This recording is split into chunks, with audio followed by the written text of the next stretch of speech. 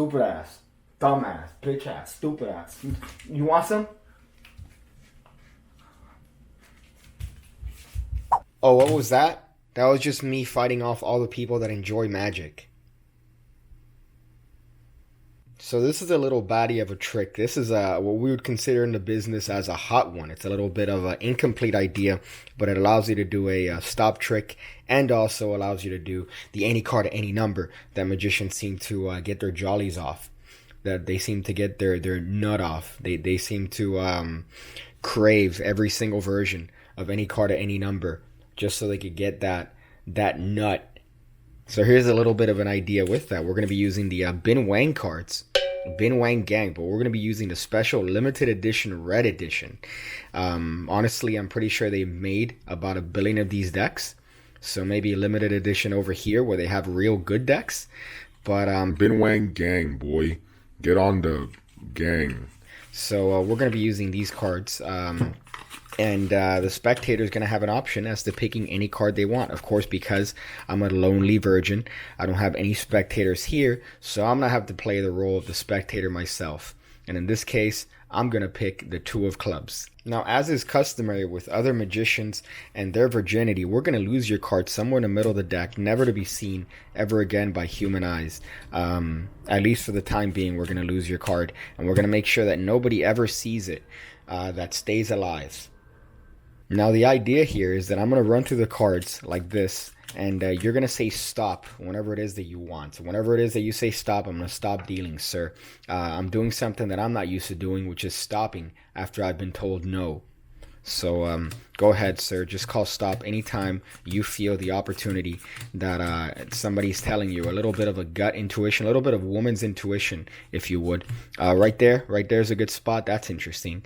I just want to make sure of something here because we haven't crossed any cards in particular. You stopped in this location, but we haven't seen any card here that's relevant, right? As a matter of fact, if we go through the deck, we don't see any card that's familiar to you because you happen to have stopped on your card, the 2 of clubs. Oh yeah.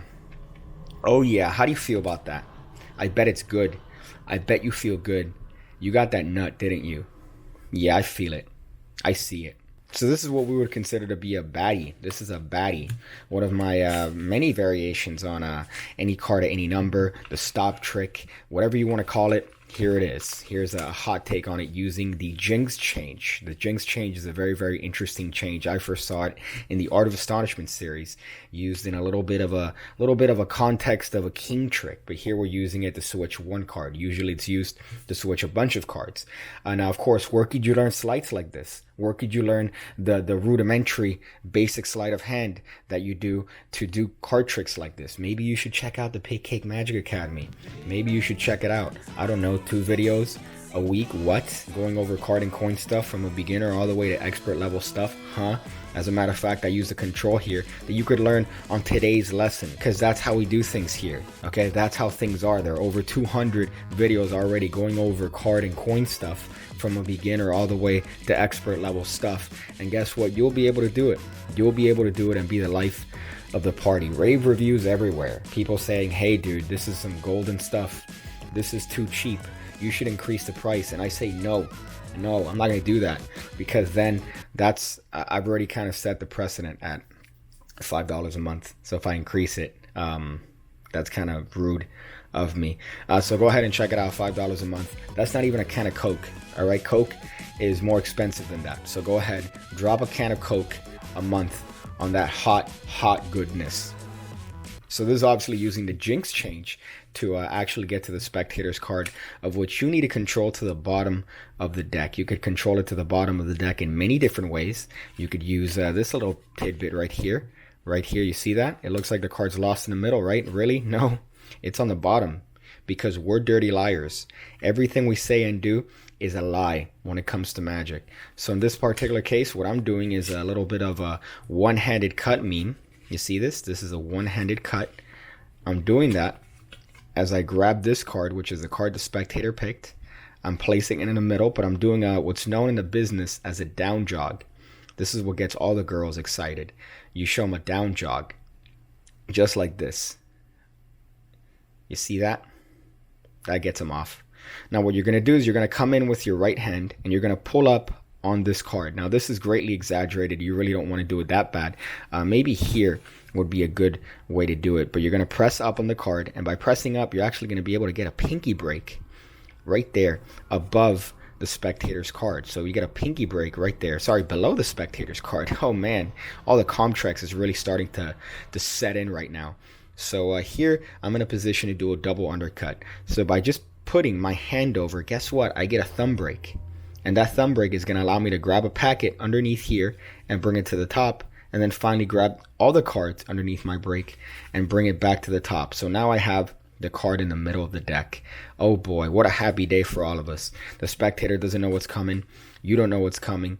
And they certainly don't know. So the two of clubs is going to get control to the bottom of the deck in whatever way you want. If you want to do a little bit of a spread cool meme, that's your prerogative. If you want to do a spread cool meme, that's up to you. All right, that's up to you. You could just spread the deck like your mom taught you and then say, hey, look, sir, here's your card. Here's your card, the two of clubs. We'll just leave it somewhere in the middle of the deck. And guess what? Well, it's on the bottom. You don't want to tell them that, but that's what you're thinking in your head. And that card is controlled. So you can do it that way too. It's up to you. But ultimately, you're going to need to get that card in the bottom, and you're going to need to get a break above it. So right now, my preferred method is to use a little bit of a buckle action. A little bit of a buckle action to open that up. So now at this point, the spectator could either name a number, or they just call stop as you deal the cards through the deck. And you talk about them feeling some sort of impulse. You could talk about how you started to get an impulse for these sort of things after your uncle started beating you up because your father left you in a early adolescence, or whatever it is that you want to do to incorporate this. But the spectator calls stop. I don't want to draw too much attention to this card and say this is the card you stopped at, but I want to say this is the position you stopped at.